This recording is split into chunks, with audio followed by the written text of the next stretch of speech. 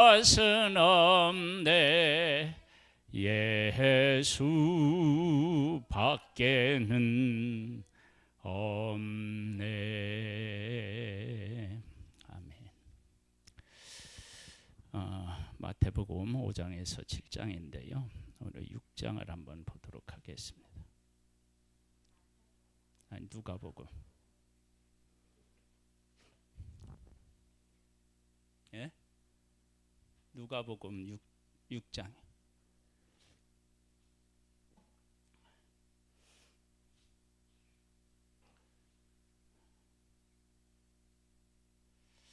오늘은 제목이 율법과 하나님인데요.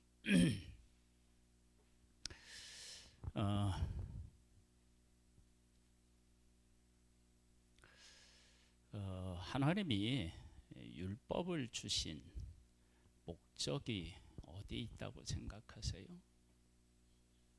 지키라. 네, 복을 주시려고. 네. 율법을 하나님이 주셨는데 사실은 율법으로 의롭다함을 얻을 수는 없어. 그러면 율법을 지키다가 율법을 지킬 수가 없으니까 율법을 지키다가 우리는 다 어떻게 돼요? 죽죠. 망하죠. 율법 자체는 선한데, 로마서도 그런데 선한데 그걸 우리가 지킬 수가 없어서 율법이 선하다고 말하기가 참 애매해져요. 분명히 선한 것인데, 하나님이 율법을 주신 것은 우리에게 무엇을 깨닫게 하기 위함이냐? 그러면 죄인, 우리가 죄인이라는 거예요. 근데 죄인이라고 얘기를 할 때 우리가 무엇인가를 잘못해야 죄인이 되잖아요. 그러면 우리가 죄인이다 그러면 왜 죄인이에요?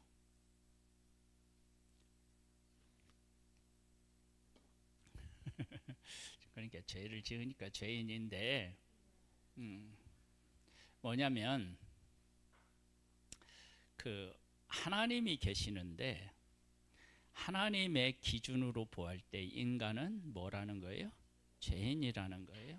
자, 하나님을 기준으로 볼 때 사람이 죄인이에요. 그러면 하나님이 원하시는 그 의로운 자, 거룩한 자, 온전한 자는 없는데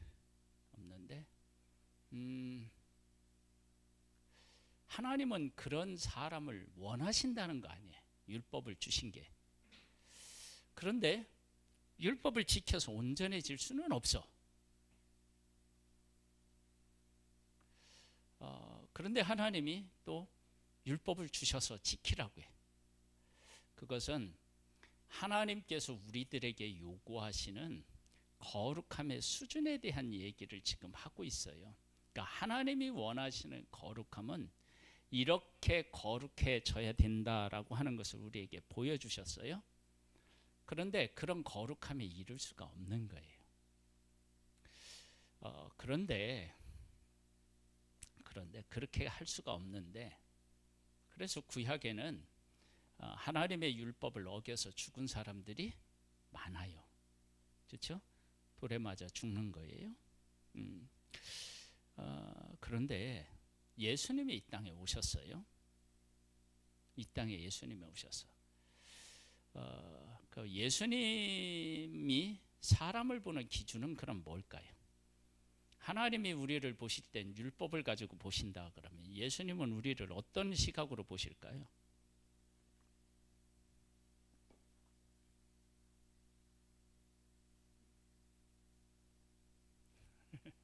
어려운가요? 예수님은 어떤 시각으로 보실까요? 사랑으로 보시겠죠? 자, 한번 보세요. 이게 정말 재밌어요. 재밌다고 얘기해야 되는지 이게 좀 그런데, 예수님이 오셔서 구약에서는 그 죄로 인하여서 그 그 병들거나 몸이 이렇게 그 불구이거나 뭐 이런 경우는 뭐 나병 환자라든지 뭐 이런 경우는 사람을 만지면 안 되잖아요. 그런데 예수님에게 와서 사람들이 만져요. 이렇게. 구약으로 말하면 죄인이 의인을 만지면 의인이 뭐 더러워지기도 하지만 하나님을 그렇게 하면 하나님으로부터 어떻게 왔냐면 그 저주가 임해서 죽어요. 그런데 예수님을 만지면 나아요. 그러니까 우리가 이제 이 두 가지 사실들을 잘 비교해 보면 무엇을 깨달아 알게 되느냐 그러면 하나님의 본심을 알게 돼요. 본심. 구약에서 성전이라고 하는 곳이 있는데 이 성전은 아무나 들어갈 수도 없고 아무나 또 제사 지낼 수 없어요. 그렇죠? 또 지성소 같은 경우는 더 그렇잖아요. 그런데 들어갈 수가 없는데 잘못하면 죽는다고요. 그렇게 하나님은 거룩하신 분으로 얘기를 해요. 그래서 이스라엘 백성들 총회에 들어오는 사람들 중에서는 고하니 상한자 뭐 어떤 사람들 이런 사람들은 어떻게 해요? 총회에 못 들어와요.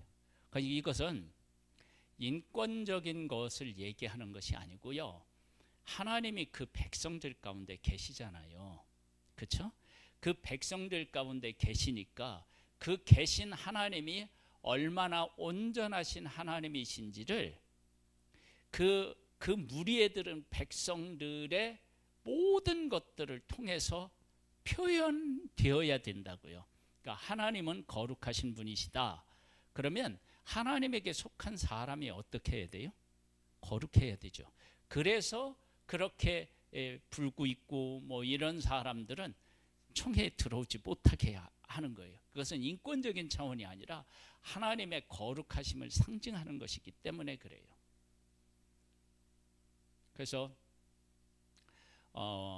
구약에서는요, 이렇게 내가 이렇게 좀 신체적인 부분에 있어서 문제가 있거나 그렇게 뭐 또 질병이 있거나 그러면요, 질병을 앓는 것도 신체적인 것도 온전하지 않은 것도 서러운데 이게 총회에 가지 못하고 뭐 이런 것들 때문에 이게 엄청난 고통을 겪을 수 있다고요. 그러니까 우리가 생각한 것보다 훨씬 더 심각해지는 거예요. 그래서 요한복음 9장에 나면서부터 한 번도 걸어보지 못한 그 사람이 있잖아요. 그런 사람들은 이 사람이 이렇게 된 것은 부모 죄입니까? 이 사람 죄입니까? 이렇게 묻잖아요. 그건 사회적으로 어떻게 되냐면 그 가정은 죄가 있어서 저렇게 태어났다 이렇게 이제 생각하는 거예요. 그러면 그 가족이 사회생활을 하는 것이 쉽겠느냐고요. 어렵죠.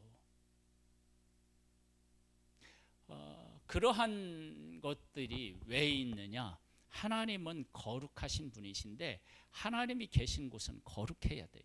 그래서 먹는 음식도 그렇고요. 사람이 신체적으로도 그렇고요. 그래서 하나님 앞에 제사를 드리는 제물은 뭐가 없어야 돼요? 흠이 없어야 된다고요. 흠이 없어야 돼요. 그렇게 해서 하나님 앞에 드려져야 된단 말이죠. 그런데 예수님이 이 땅에 오셨을 때는 그게 완전히 무너져요. 나병 환자가 예수님을 가서 만져요. 혈루증 여인이 예수님 만져요. 여러분, 이건 상상도 못하는 일입니다. 근데 그런 일이 생겨요. 그러면 예수님이 하나님의 아들로서 하나님이신 분이잖아요. 그러면 죄인된 사람이 예수님을 만지면 구약의 개념으로 하면 어떻게 해야 돼요? 죽어야 된다고요. 만지면 죽어야 돼요. 그런데 만지면 죽는 것이 아니라 깨끗하게 돼요. 그러면 구약의 하나님께서 그 백성들을 어떻게 하기를 원하셨는지, 그 최종적인 하나님의 마음, 본심, 그 어떻게 하기를 원하시는지에 대한 최종적인 그 하나님의 마음을 누구를 통해서 우리가 헤아리고 읽어낼 수 있느냐면 예수님을 통해서 읽어낼 수 있다는 거예요. 이게 아주 중요해요. 그래서 예수님이 이 땅에 오셔서요, 한번 볼까요? 6장. 안식일에 예수께서 밀밭 사이로 지나가실새 제자들이 이삭을 잘라 손으로 비비어 먹으니 어떤 바리새인들이 말하되 어찌하여 안식일에 하지 못할 일을 하느냐. 사실 구약의 이스라엘 백성들이 이렇게 하면 이건 안식일을 범한 것이 돼서요, 정죄를 받아야 마땅해요. 그런데 예수께서 대답하여 이르시되 다윗이 자기 및 자기와 함께 한 자들이 시장할 때의 한 일을 읽지 못하였느냐. 그가 하나님의 전에 들어가서 다만 제사장 외에는 먹어서는 안 되는 진설병을 먹고 함께 한 자들에게도 주지 아니하였느냐. 그래서 문제가 됐나요, 안 됐나요? 안 됐죠. 그렇죠? 또 이르시되 인자는 안식일의 주인이라 하시더라. 그 다음에요,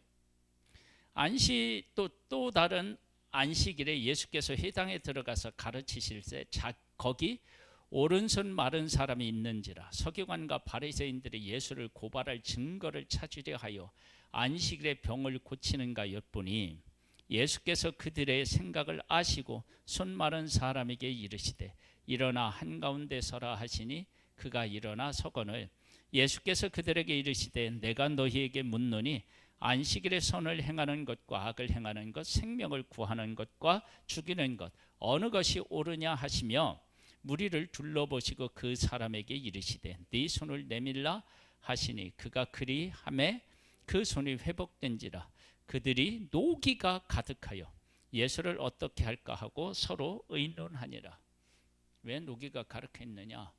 안식일에 병을 고쳤다는 거예요. 그것도 일이라고 생각한 거예요. 안식일에 대한 얘기가 나요. 안식일에 일을 하면 어떻게 돼요?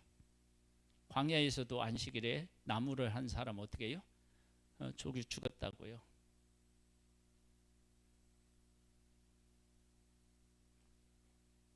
그런데 안식일에 제자들이 곡식을 비벼 먹는데도 그 죄가 아니고요. 병을 고치는 것은 선한 일이고 생명을 구하는 일이라고 예수님은 그렇게 말씀하셨어요. 구약에서는 율법을 줬는데 율법으로 정죄를 하는데 예수님은 이 땅에 오셔서 완전히 율법을 파괴하는 것처럼 그렇게 지내셔요. 왜 그렇게 하면은 하나님의 뜻을 거스린 거 아닌가요?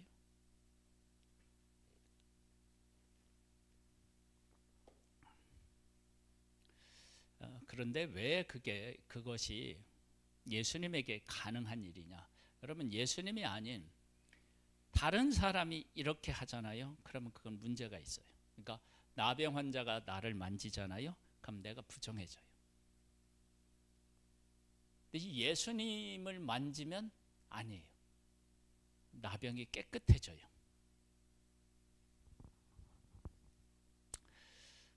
왜 이런 일이 가능하냐 그러면요, 예수님이 십자가를 지시기 때문에 가능한 거예요. 우리 십자가에서 우리의 죄를 대신 짊어지시고 십자가에서 죄의 형벌을 받으시잖아요.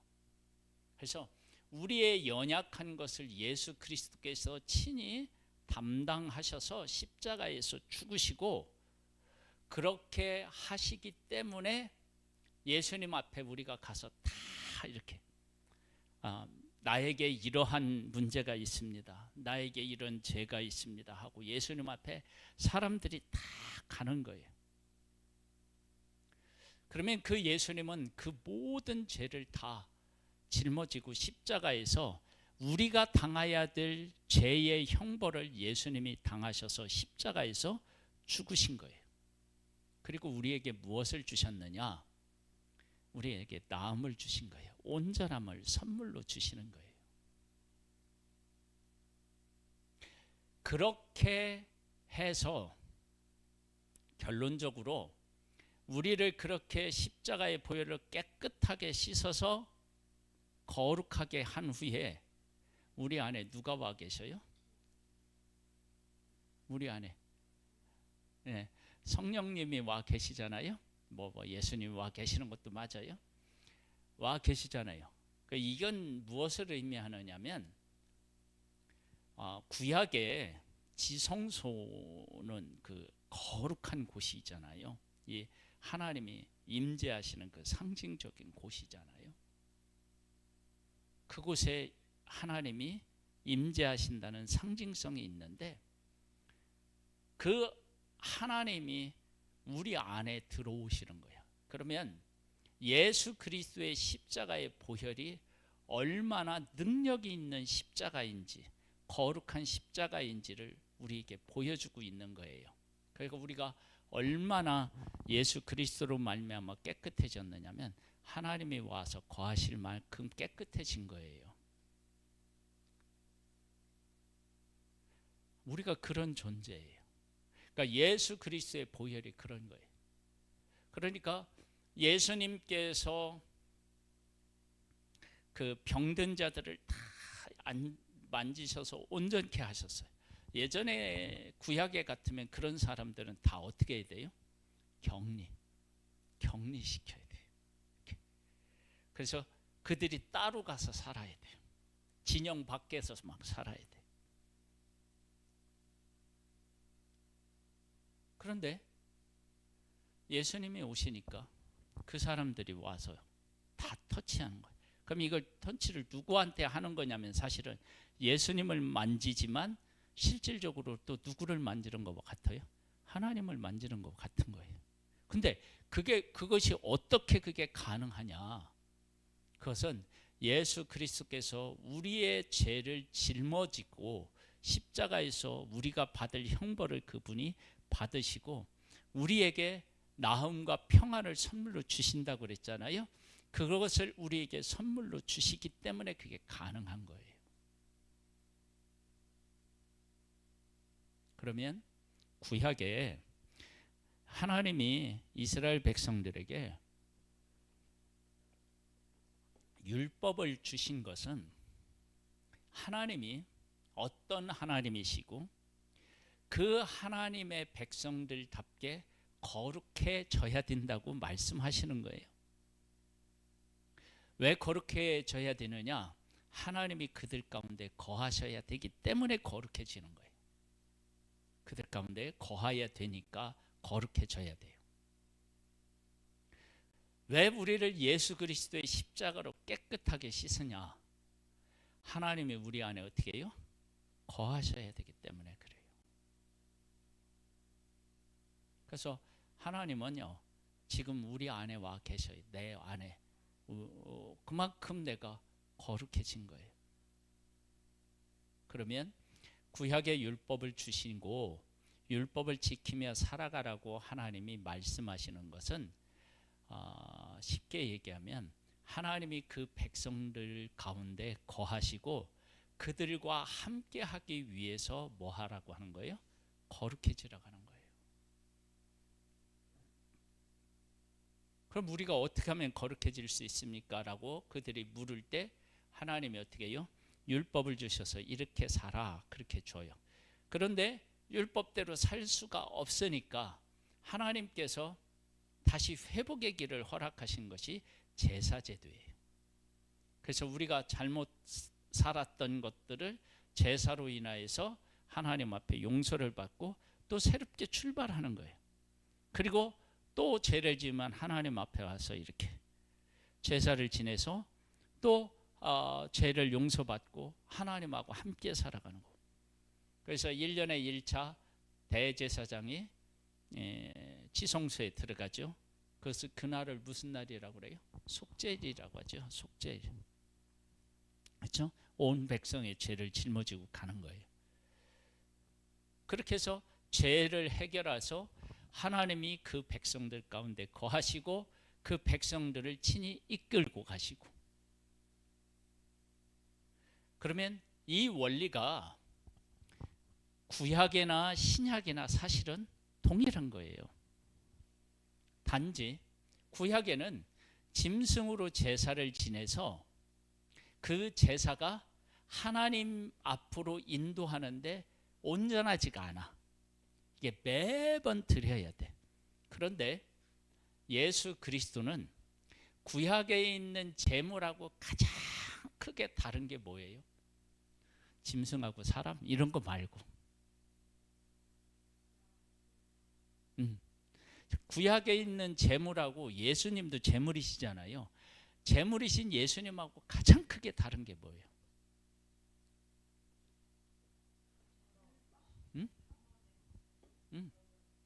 아니 한 번 하고 두 번 하고 뭐 여러 번 하는데 그게 어떻게 그렇게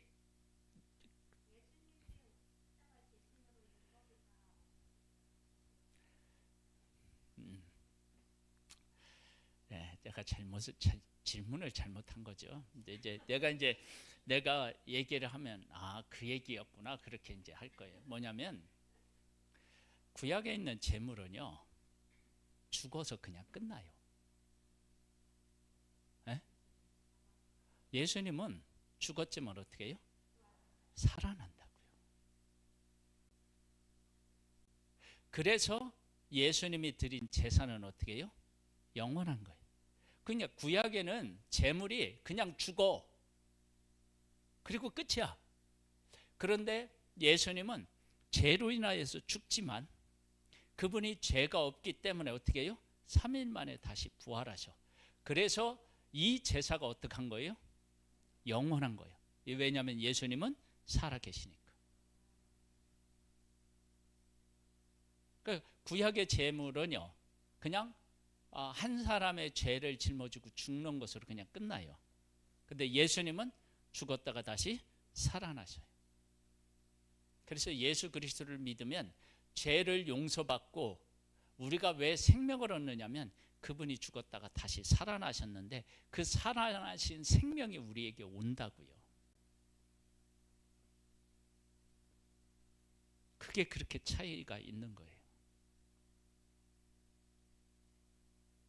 그리고 예수님의 제사는 이제 대제사장이 지성소에 들어갔다가 하나님 앞에 이렇게 온전한 제사를 드리면 살아서 어떻게 해요? 다시 나와요.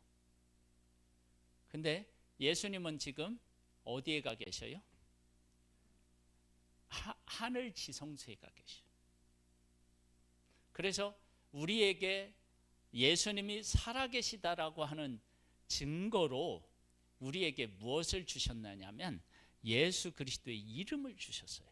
그래서 우리가 예수 그리스도의 이름으로 살아가면 명하면 귀신도 물러가고 예수 그리스도의 이름으로 우리가 살아갈 수 있도록 예수 그리스도의 이름을 주셨다는 얘기는 예수님이 죽었다 살아나셨고 지금도 살아계시다라고 하는 것을 우리로 하여금 고백하고 느끼고 경험할 수 있도록 하신 거예요.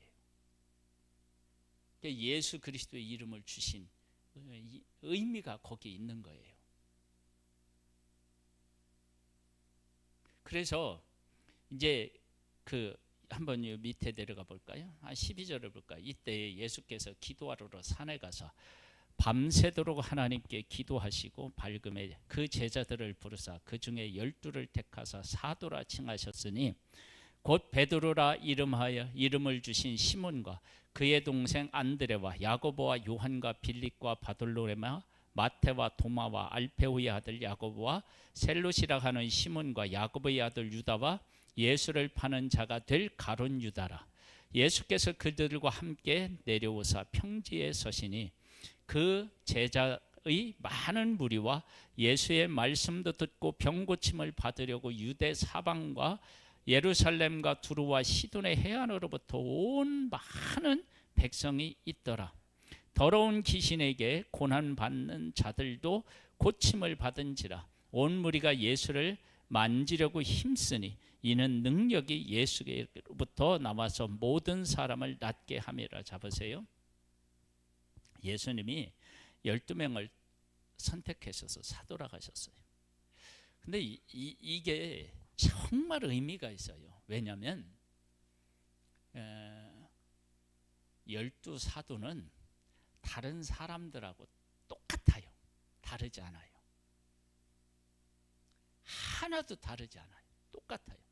나중에 예수님이 십자가를 지실 때 다 부인하고 어떻게 해요?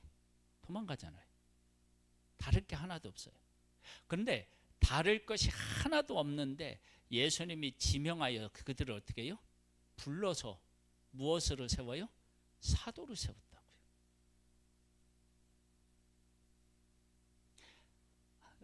이 의미가 정말 중요해요. 그러니까 우리라고 하는 존재가 뭐 안 믿는 사람하고 뭐 다르냐? 아니야. 똑같아요. 그런데 다른 게 있다면 예수님이 지명하여 불러서 사도라 칭하기 때문에 다른 거예요. 그래서 이들이 뭐냐면 사도가 되는 거예요. 그러니까 우리도 그런 의미를 담고 있어요. 우리도 예수 안 믿는 사람과 똑같은 거예요. 다를 게 하나도 없는 거예요. 그런데 하나님이 우리를 지명하여 불렀잖아요. 우리를 하나님의 자녀로 삼으셨잖아요. 그래서 우리가 다른 거예요. 그다음에 예수님이 오셨는데 수많은 병자들이 와서 다 만지는 거예요. 터치하는 거예요. 귀신 들린 사람도 와서 만지면 다 귀신이 떠나는 거예요. 이건 뭐냐면 하나님이 우리를 온전케 하시고, 그리고 하나님께서 우리를 온전케 하셔서 우리로 하여금 하나님의 살아계심, 하나님의 함께하심을 믿고 그 가운데서 하나님과 교통과 교제하면서 살아가도록 하시는 분이 누구시냐면 하나님이셨다는 거예요. 하나님이 구약에도 사실은 그렇게 하기를 원하셨어요. 예수님이 이 땅에 오셔서, 그래서 예수님은 모든 병자들이 와서 다 만지는 거예요. 귀신 들린 사람도. 그러면 그들이 온전하게 돼요. 왜 그렇게 된다고 아까 얘기했죠? 아니, 예수님이 우리의 증거예요. 그러니까 예수님이 그 가지고 계시는 능력으로 그냥 막 치료해 줬다, 그렇게만 생각하면 안 되고요. 분명히 예수님은 그런 능력이 있어요. 죄를 사하는 권세도 있어요. 그런데 죄를 사하는 권세가 가지고 죄를 사하신 게 아니고 예수님이 십자가에서 우리 죄를 지고 어떻게 해요? 죽으셨어요.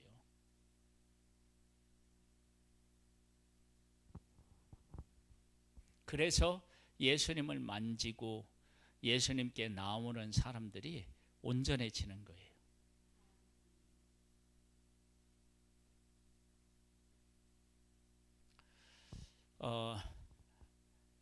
그렇다면 이제 우리도 예수님을 만져야 되잖아요. 그렇죠? 만지면 우리가 어떻게 되냐면 예수님으로 말미암아 온전해지는 거예요. 그래서 예수님 없이 내가 온전해지려고 하는 것이, 그것이 교만이고요. 그런 길은 세상에 존재하지가 않아요. 우리가 왜 예수님을 믿고 예수님을 따라야 되느냐면 그래서 예수님을 믿고 따르는 거예요. 그러면서 20절로부터 보면 뭐가 나오냐면 예수께서 눈을 들어 제자들을 보시고 이르시되 너희 가난한 자는 복이 있나니 하나님의 나라가 너희 것이며. 그래서 살아가는 삶의 기준이 예전의 삶의 기준하고는 어떻게 해요? 완전히 다른 거예요. 왜 달라요? 우리가 예수 그리스도 안에 있기 때문에 다른 거예요. 삶이 달라져야 되는 거예요. 왜? 하나님 안에 있으니까. 그래서 넘겨보면은요, 27절에 가보면요, 원수를 사랑하라는 거예요. 왜? 예수님이 이 땅에 오셔서 하나님과 원수된 우리들을 위해서 이 땅에 오셨고 우리를 온전하시게 하시고 우리와 함께 하시잖아요. 그러니까 우리도 어떻게 해요? 그렇게 살아야 돼요. 그것이 예수님께서 우리에게 요구하시는 거예요.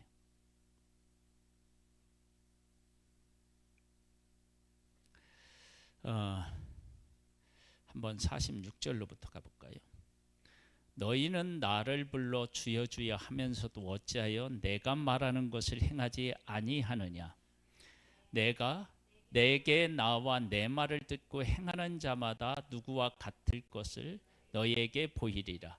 집을 짓되 깊이 파고 주추를 반석 위에 놓은 사람과 같으니 문물이 나고 탕류가 그 집에 부딪히되 잘 지었기 때문에 능히 요동하지 못하게 하였거니와 듣고 행하지 아니하는 자는 주추 없이 흙 위에 집 지은 사람과 같으니 탕류가 부딪힘에 집이 곧 무너져 파괴됨이 심하니라 하시니라. 그럼 여기에 깊이 이렇게 파고 그 반석 위에 이렇게 놓은 사람의 삶이라고 하는 게 도대체 뭘까요? 뭐를 해야 탕류가 부딪혀도 무너지지 않아요? 예수 그리스도 안에 우리가 세워져야 되는 거예요. 자, 보세요. 병든 자들이 와서 다 고침받아요. 귀신 들린다도 고침받아요. 만일에 그들이 예수님을 만나지 못했다면 인생이 어떻게 됐겠어요? 저주받았다고 생각하고 그렇게 살았겠죠. 근데 예수님을 만났더니 온전해졌어요. 그리고 그 예수님과 동행하고 예수님이 누구신지를 알고 고백했더니 그 인생이 어떻게 돼요? 완전히 달라지겠죠.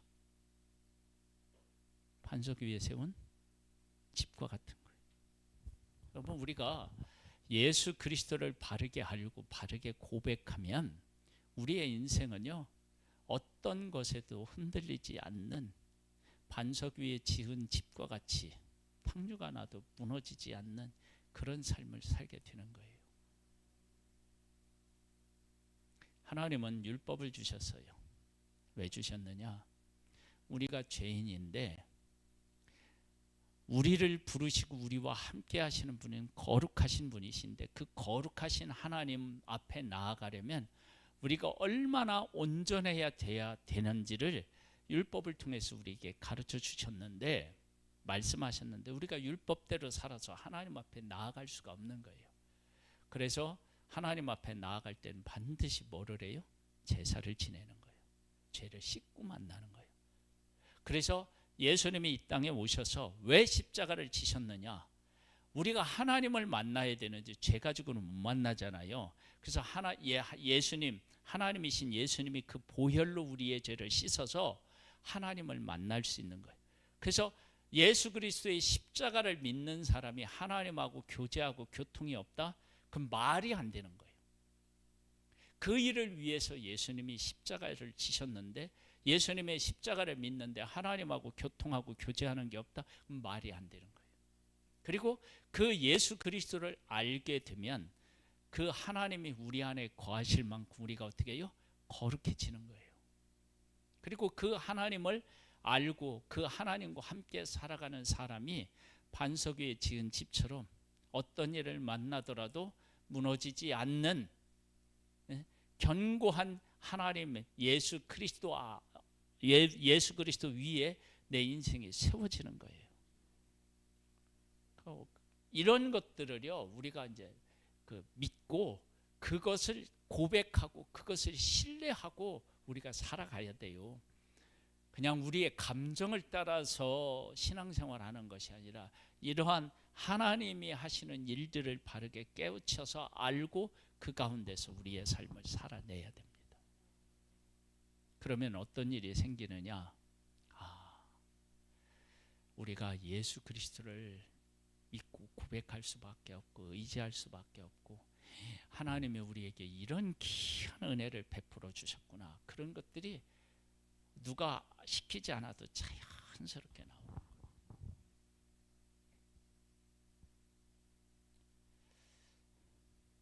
감사하잖아요.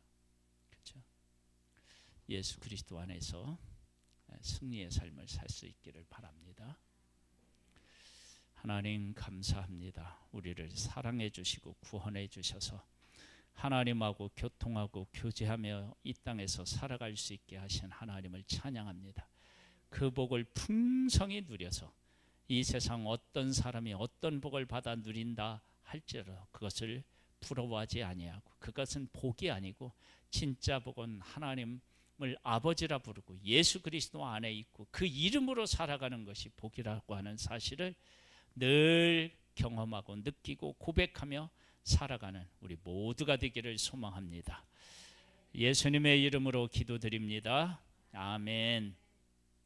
하늘에 계신 우리 아버지여, 이름이 거룩히 여김을 받으시오며 나라에 임하옵시며 뜻이 하늘에서 이룬 것 같이 땅에서도 이루어지리이다. 오늘날 우리에게 일용할 양식을 주옵시고 우리가 우리에게 죄 지은 자를 사하여 준 것 같이 우리 죄를 사하여 주옵시고 우리를 시험에 들게 하지 마옵시고 다만 악에서 구하옵소서. 대개 나라와 권세와 영광이 아버지께 영원히 있사옵나이다. 아멘.